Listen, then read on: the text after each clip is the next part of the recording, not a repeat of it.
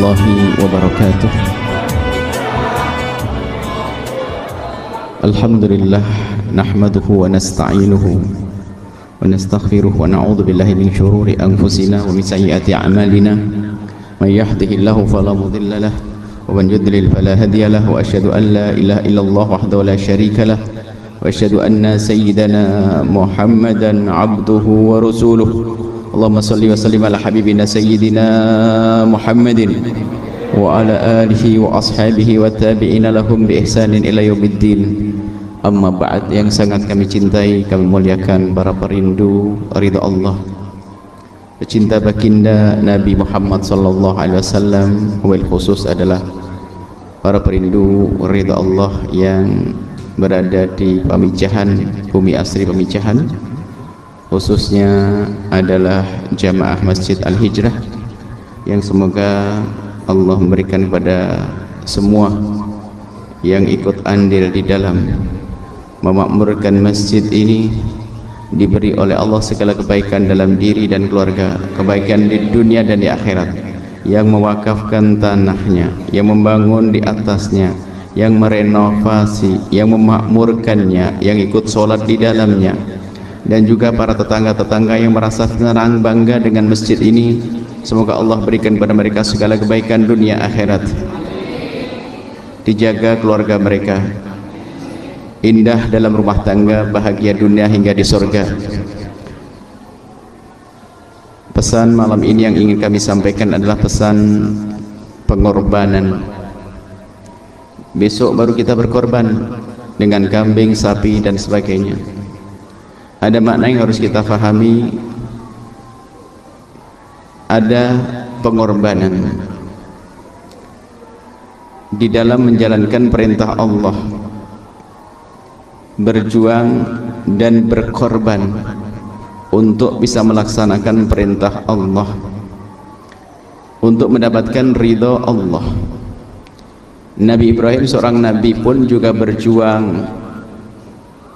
Untuk bisa berkorban perlu perjuangan, karena waktu itu baginda atau Nabi Ibrahim alaihissalam itu menanti-nanti lahirnya seorang anak.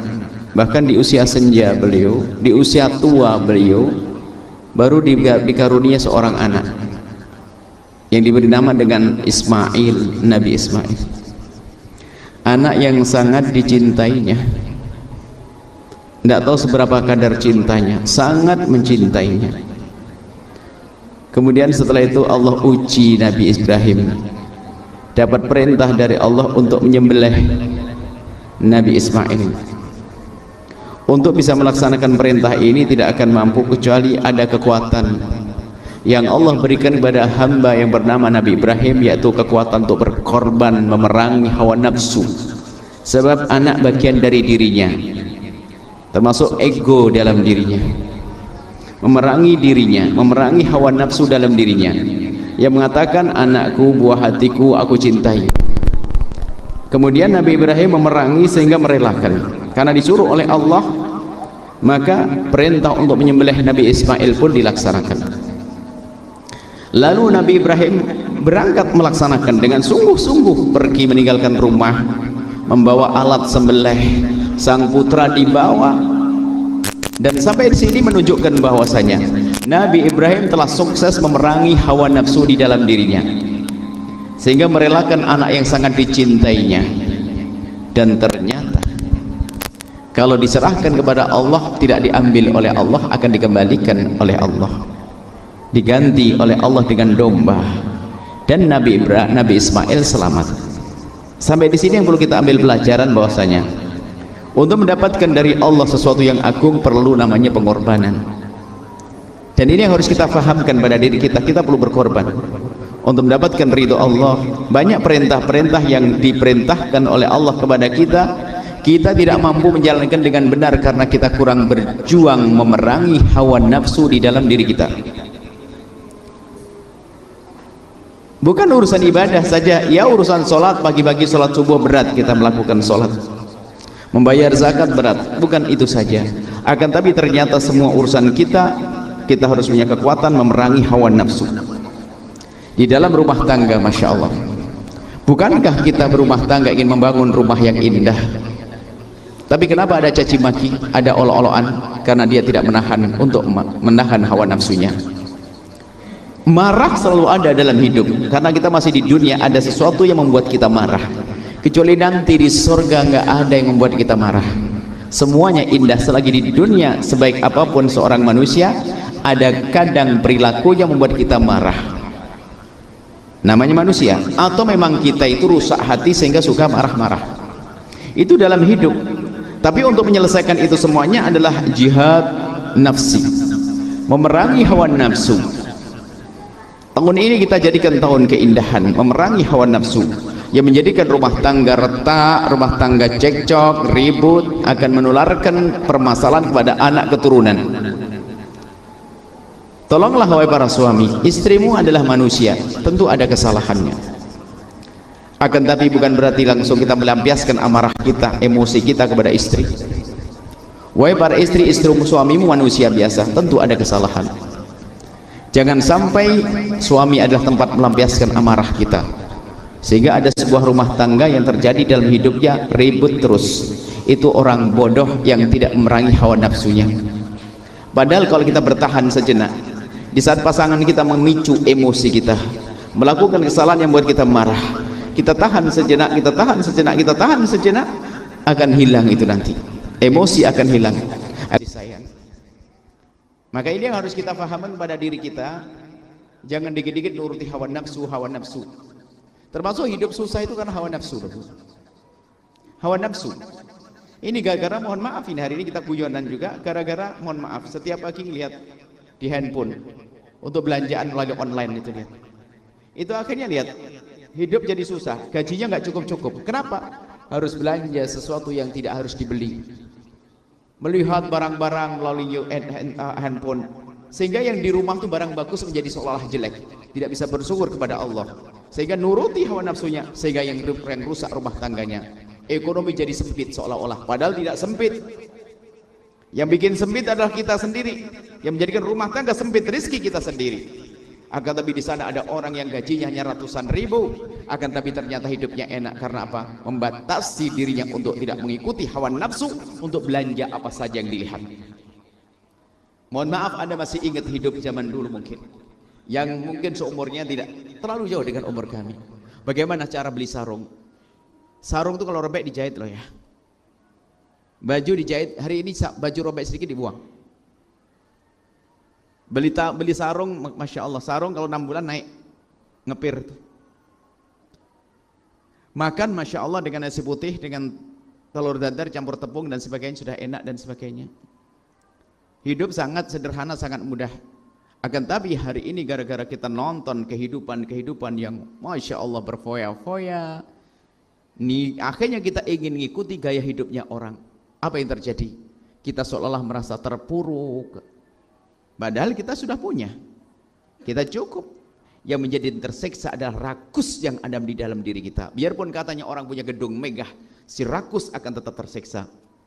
Akan tapi mari kita perangi hawa nafsu kita yang mengajak kita untuk menuruti keinginan kita untuk belanja ini, belanja itu, beli ini, beli itu. Masya Allah, kita tidak perlu kok gengsi harus makan nasi putih dengan kecap yang dituangkan di atasnya sedikit, kemudian dengan sepotong tempe atau kerupuk dan seterusnya. Hari ini kita perlu membangun hidup yang sehat, bukan hidup nuruti gaya hidup, action. Handphone tuh masih bisa dipakai, kenapa harus beli handphone baru lagi? Jujur, kenapa harus seperti itu? Kalau orang dulu menggunakan sesuatu itu sampai rusak. Baju, berapa baju yang sudah kita beli? Sehingga kalau ada katanya, apakah betul ini miskin negeri ini? Apakah cara hidup kita? Anda mungkin masih hidup bagaimana dulu orang tua kita, kalau ingin membuatkan lauk untuk kita, 1 telur dibagi 4 atau 5 orang. Dan sangat sederhana. Tidak pernah Anda merasa susah hidup kita. Baju, Masya Allah, masih ingat sebulan, beli hanya setahun sekali menjelang lebaran. Akan tapi hari ini lihat hidup kita rusak, karena apa? Kita tidak pernah berkorban memerangi hawa nafsu kita. Biarpun Anda, semoga Allah mudahkan urusan rezeki Anda. Kalaupun rezeki melimpah, bukan berarti Anda harus berfoya-foya. Nabi tidak senang berfoya-foya. Ya, untuk kemakmuran, kemaslahatan umat, oke, Anda brol. tapi untuk cara hidup. Jangan biasakan hidup gaya sombong. Hari ini gaya kesombongan itu ada. Yang ingin nuruti hawa nafsu, pengen disanjung orang. Yang kerja di kota itu mau pulang ke rumah, kalau hari raya begini itu takut. Kenapa? Actionnya kalau pulang dari kota itu bawa mobil, rental mobilnya. Sampai di rumah pengen bagi-bagi duit biar dibilang sukses di sana, padahal utangnya segudang.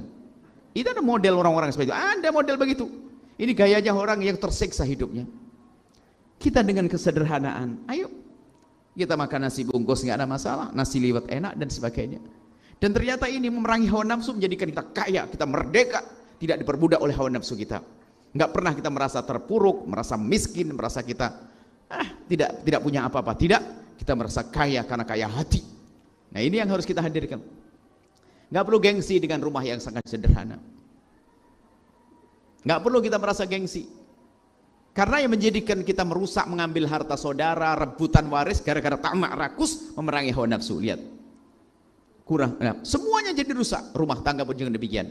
Suaminya pun sebetulnya gajinya mah cukup saja. Cuman sang istri mengikuti hawa nafsunya, jago belanja. Habislah itu suami.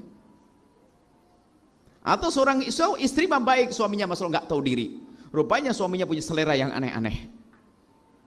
Makan segala macam, Masya Allah. Ayo kita memerangi hawa nafsu kita. Biasakan dengan kesederhanaan yang diajarkan oleh baginda Nabi SAW. Nabi bisa saja mendapatkan apa saja.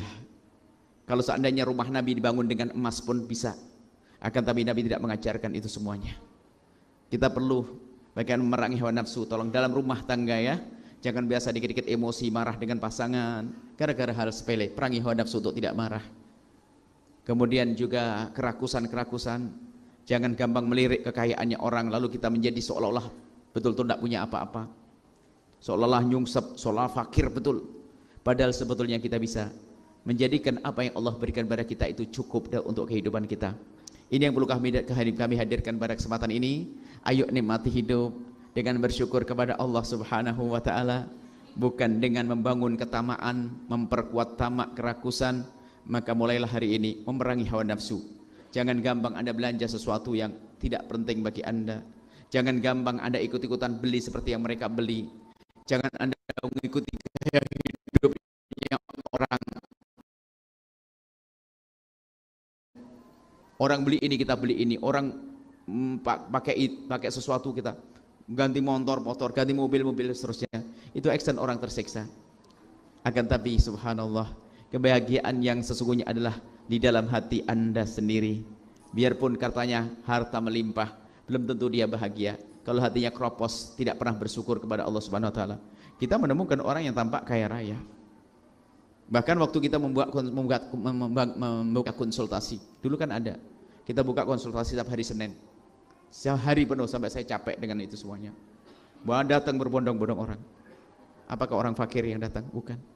Mereka tahu orang kaya pakai mobil, punya problem semuanya. Jadi tidak jaminan kekayaan menjadikan mereka bahagia. Yang bikin bahagia adalah rasa syukurmu wahai istri kepada suamimu, rasa syukurmu wahai suami kepada istrimu. Hidup saat mudah berterima kasih kepada pasangan, bukan saling menghujat. Maka bersama ini kami tutup acara ini dengan membangun kebiasaan yang baik di rumah kita. Tutur kata yang indah di rumah, jangan biasa mencaci, jangan biasa merendahkan. Kalaupun pasanganmu membuat kamu kesel, jangan tahan hati. Kita adalah berkorban memerangi hawa nafsu untuk tidak membalas itu semuanya dengan kasar, tidak ikut mencaci dan mengolok. Kemudian setelah itu jangan biasa marah-marah yang enggak jelas. Kemudian setelah itu bagaimana kita biasakan dengan kesederhanaan di rumah kita. Ayo, jangan gengsi ya. Kalau harus pergi ke pasar nawar, saya pandai nawar. Tapi kalau nawar jangan bikin tersiksa orang pasar. Nawar kok nggak beli-beli nih, ngaco.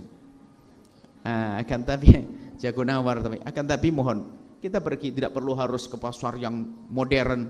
Pasar tradisional kadang lebih murah kok. Kami ingat kok di Cirebon ini bagaimana waktu saya sedang rebung waktu itu. Cari rebung itu bambu yang bikin sayur. Saya pergi ke Kali Tanjung, saya pergi ke Jagasatur, nggak ketemunya di Pleret situ rupanya. Nah ini saya tahu nih, waktu itu. Jadi mohon maaf ya, kita ini perlu membiasakan dengan sederhanaan. Jangan action deh, malu. Action malu. Pengen tampak dianggap sebagai orang kaya, tapi nyungsep di rumah ribut terus. Kalau keluar mentereng pakai mobil. mobilnya adalah sertifikat yang nggak jelas, rumahnya nggak jelas, action. Alangkah tersiksanya orang hidup dengan cara semacam ini. Hanya orang bodoh akan tapi lihat orang kaya sesungguhnya adalah kaya hati, tidak bisa dibeli, tidak bisa direndahkan, dia akan mulia di hadapan Allah. Itu saja insyaallah ya. Rizki yang halal, jangan gengsi harus mencangkul, jangan gengsi harus jualan teh, jangan gengsi harus bekerja di tempatnya orang. Orang yang sangat dicintai Nabi sampai diambil menantu oleh baginda Nabi, namanya Imam Ali bin Abi Thalib. Dia punya kerjaan apa beliau? Beliau punya pekerjaan adalah menurunkan korma, gaji. Kadang gaji sehari cukup 3 hari, kadang gaji 3 hari hanya cukup sehari. Nurunkan korma. Kalau hari ini nurunkan korma itu adalah naik pohon kelapa. Di sini kan nggak ada korma. Apakah yang demikian itu menjadikan Imam Ali runtuh rendah? Tidak.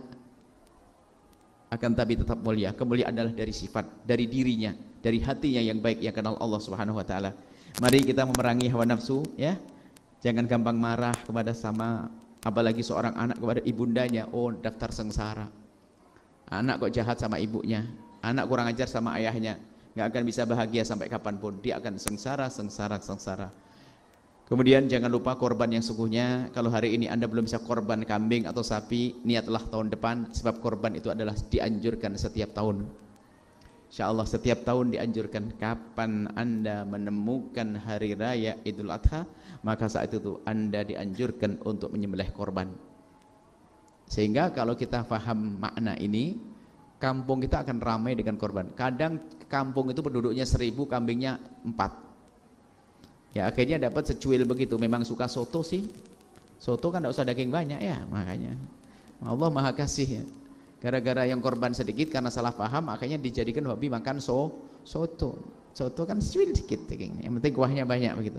Insya Allah ke depan budaya korban. Hari ini berapa orang berkorban di sini? Tahun depan mungkin sudah 4 kali lipat, 5 kali lipat. Budaya korban, sunnah, dianjurkan, pahalanya besar. Ini saja, dan juga semoga Allah menjadikan kita hamba yang saling mencintai karena Allah. Jauh dari kebencian, jauh dari dengki, jauh dari dendam, yang ada hanya cinta. Bismillahirrahmanirrahim. Alhamdulillahirabbil alamin. Allahumma shalli ala habibina sayyidina Muhammad wa ali sayyidina Muhammad. Allahumma ya Allah, pandang kami dengan kasih sayang dan cinta darimu ya Allah. Jaga hati kami, jauhkan kami dari menuruti hawa nafsu kami. Mudahkan kami berkorban untuk merangi hawa nafsu kami. Hawa nafsu kami yang kadang menjadi sebab kami berbuat salah kepada pasangan kami. Hawa nafsu kami yang sering menjadikan kami kurang ajar kepada orang tua kami. Hawa nafsu kami yang sering kami marah kepada anak kami dengan cara yang salah. Hawa nafsu kami ya Allah menjadikan kami rakus ya Allah. Hawa nafsu kami yang menjadikan kami melakukan kejahatan ya Allah. Jauhkan kami dari menuruti hawa nafsu kami ya Allah. Mudahkan kami merangi hawa nafsu kami, dan kami mohon jadikan hati kami, jadikan kami orang yang saling mencintai karenamu ya Allah. Wujudkan keindahan dalam rumah tangga kami, suami istri yang saling mencintai karenamu ya Allah. Kami mohon ya Allah, jika ada di sini ya Allah ada suami istri yang sering cekcok dalam rumah tangganya, itu suami istri yang dalam kebodohan, maka kami mohon berkat majelis mulia ini, jadikan mereka suami istri yang cerdas, sehingga hidup mereka berganti dengan keindahan, dengan cinta dan bahagia di dunia hingga kelak di surga. Yang belum menikah, mudahkan mereka untuk mendapatkan pasangan orang-orang mulia yang kau muliakan ya Allah, yang menjadi sebab mereka mulia di dunia dan di akhirat. Yang sempit rezeki ya Allah, lapangkan dengan rezeki yang halal penuh berkah. Yang sakit sembuhkan, yang punya hutang mudahkan kami dalam bayar hutang-hutang kami. Dan kami mohon ya Allah, jauhkan kami dari dendam kepada sesama kami, jauhkan kami dari benci dan dendam kepada sesama kami. Maka kami mohon ya Allah, jika ada orang menyakiti kami, zalim pada kami, aniaya kepada kami, menyakiti kami, menfitnah kami, menggunjing kami mohon ampuni mereka, jangan hukum mereka, karena mereka umat kekasihmu Nabi Muhammad. Berikan segala kebaikan ya Allah. Sungguh kami tidak rela jika ada orang masuk neraka karena berbuat salah kepada kami. Tidak ya Allah, kami tidak ingin mendendam kepada siapapun dari umat kekasihmu Nabi Muhammad. Ya Allah, ampuni kami dan ampuni mereka semua ya Allah. Para tetangga-tetangga masjid ini, jadikan mereka tetangga ahli surga ya Allah. Jadikan mereka ahli solat ya Allah. Jika ada di antara mereka yang sering meninggalkan solat, jadikan setelah ini mereka ahli solat ya Allah.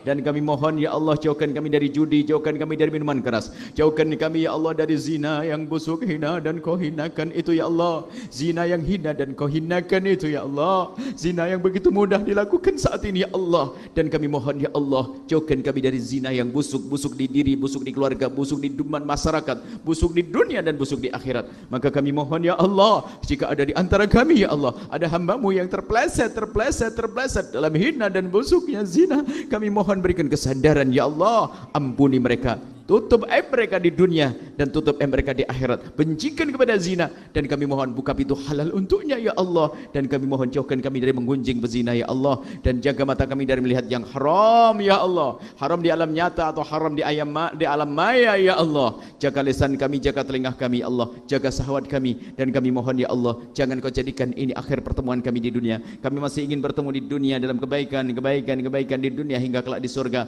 bersama kekasihmu Nabi Muhammad. Ya Allah, makmurkan masjid ini dengan ahli surgamu ya Allah. Kirimkan ke tempat ini ahli surgamu yang bisa berjuang memakmurkan masjid ini, dan jadikan kami bersama mereka. Jangan tinggalkan kami, jadikan kami juru damai di negeri ini Allah, jauh dari menfitnah dan difitnah ya Allah. Dan kami mohon ya Allah, ya Allah, ya Allah, ya Allah, panjangkan umur kami dalam ketaatan serta sehat walafiat. Berikan kepada kami semua husnul khatimah, mati dalam keadaan iman. Dan kami mohon ya Allah, jadikanlah ucapan kami di akhir hayat kami kelak saat Engkau hendak mencabut nyawa kami. Kami ingin saat itu ya Allah, hati dan lidah kami mampu mengucapkan kalimat agung dan mulia, la ilaha illallah sayyidina Muhammadur Rasulullah, la ilaha illallah sayyidina Muhammadur Rasulullah, la ilaha illallah sayyidina Muhammadur Rasulullah sallallahu alaihi wasallam. Rabbana atina fid dunya hasanah wa fil akhirati hasanah wa qina adzabannar. Wa sallallahu ala sayyidina Muhammadin wa ala alihi washabihi wasallam. Alhamdulillahi rabbil alamin. Al-Fatihah.